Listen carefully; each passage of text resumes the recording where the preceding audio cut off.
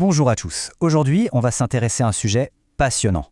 Comment les entreprises utilisent des quantités massives de données, le fameux big data, pour gérer ce qu'elles ont de plus précieux, leurs équipes, leurs collaborateurs.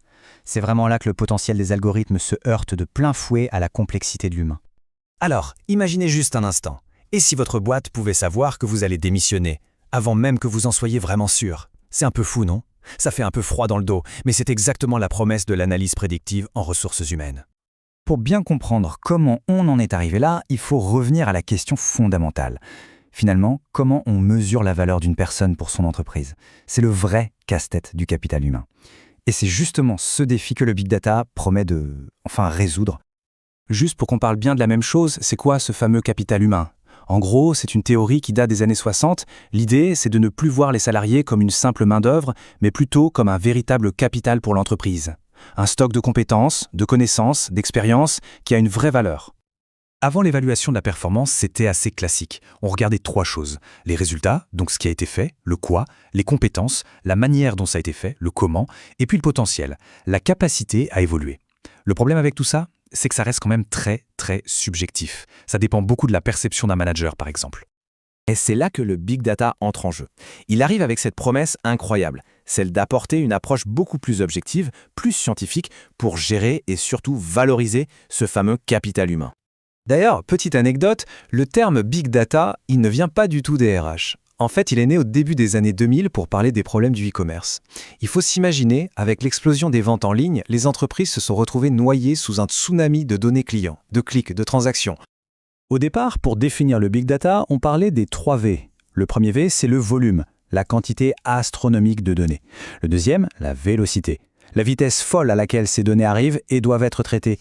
Et enfin, le troisième V, la variété, parce que ces données, elles viennent de partout et sous toutes les formes. Des chiffres bien sûr, mais aussi des textes, des images, des vidéos.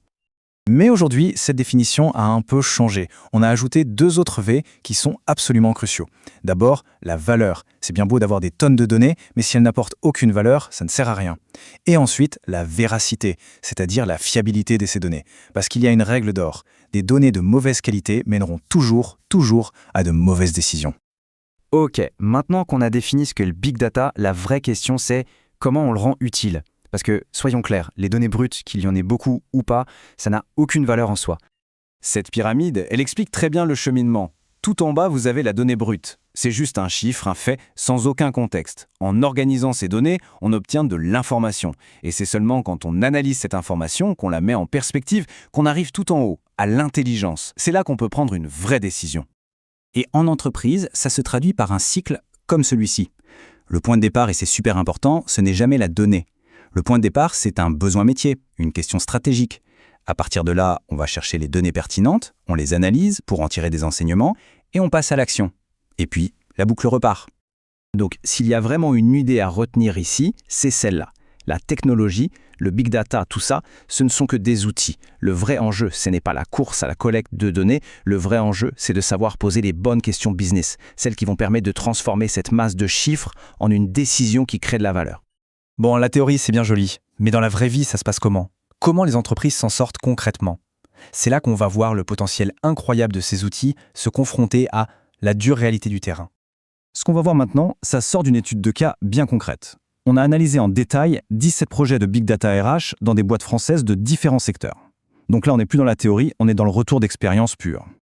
Et le premier résultat, il est plutôt encourageant. Plus de la moitié des projets, 53% pour être précis, ont été jugés comme ayant de bons, voire de très bons résultats. Donc oui, la promesse est tenue, l'analyse de données en RH, ça marche. Mais il y a un mais.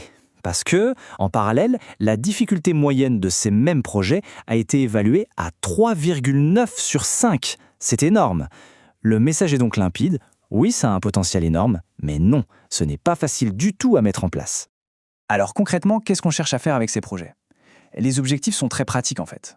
On essaye de prédire qui risque de partir, on cherche à définir le portrait robot du candidat parfait pour un poste, ou encore on tente d'optimiser les plans de carrière pour que les gens évoluent de manière plus cohérente. On en vient maintenant à l'élément clé, celui qui est trop souvent oublié dans ces projets qui paraissent très techniques, le facteur humain. C'est là que tout se joue, vraiment, que ce soit au niveau des compétences requises ou des pièges dans lesquels il ne faut pas tomber. Et là, on a une des grosses surprises de l'étude.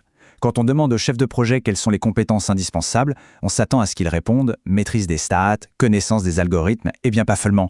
La vision stratégique, l'esprit critique, le pragmatisme, ces compétences soft sont citées comme étant tout aussi cruciales. La conclusion est sans appel, la meilleure technologie du monde ne sert à rien sans un cerveau humain pour la piloter. Ça nous amène à un autre risque, un risque énorme, celui des biais. Cette citation le dit très bien. Un algorithme, il est bête et discipliné, il ne fait qu'apprendre à partir des données qu'on lui donne. Donc, si vos données historiques sont pleines de discrimination, l'algorithme va les apprendre et les reproduire. C'est ce qu'on appelle garbage in, garbage out. Le danger, ce n'est pas une IA qui devient méchante, c'est une IA qui amplifie nos propres erreurs passées. Et ce schéma illustre parfaitement un point qu'on oublie trop souvent. Un projet data, ce n'est jamais juste un projet technique. À chaque étape, de la collecte des données jusqu'à l'action, il y a des facteurs humains qui entrent en jeu. Les jeux de pouvoir entre services, les contraintes budgétaires, les délais. Si on ignore cette dimension politique et organisationnelle, c'est l'échec assuré. Au final, tout ça nous ramène à une seule et même question fondamentale. Dans les décisions qui concernent les gens, leur carrière, leur avenir, quelle place est-ce qu'on laisse à l'algorithme et quelle place est-ce qu'on garde pour le jugement humain ? Tenez, regardez cet exemple, il vient de l'étude et il est génial. Un algorithme remarque une chose. Plus le temps de trajet est long, plus il y a d'absentéisme. L'interprétation simpliste, c'est quoi ? Ok, on ne recrute plus que des gens qui habitent à côté. Facile. Sauf qu'en creusant un peu, l'équipe s'est rendue compte que le vrai problème, ce n'était pas la durée du trajet, mais le nombre de changements. Et là, la solution n'est plus du tout la même. Ça devient de proposer du télétravail ou des horaires plus souples. Et cette nuance-là, seul un humain pouvait la voir. Et on termine avec la question qui tue. Le jour où un algorithme vous dit une chose et un manager vous dit le contraire, à propos d'une personne, d'une promotion, d'un recrutement, qui on écoute ? En qui on a confiance ? Trouver le juste équilibre entre la puissance de calcul de la machine et la sagesse de l'intuition humaine, c'est sans doute ça, le plus grand défi du management de demain. Merci de nous avoir suivis.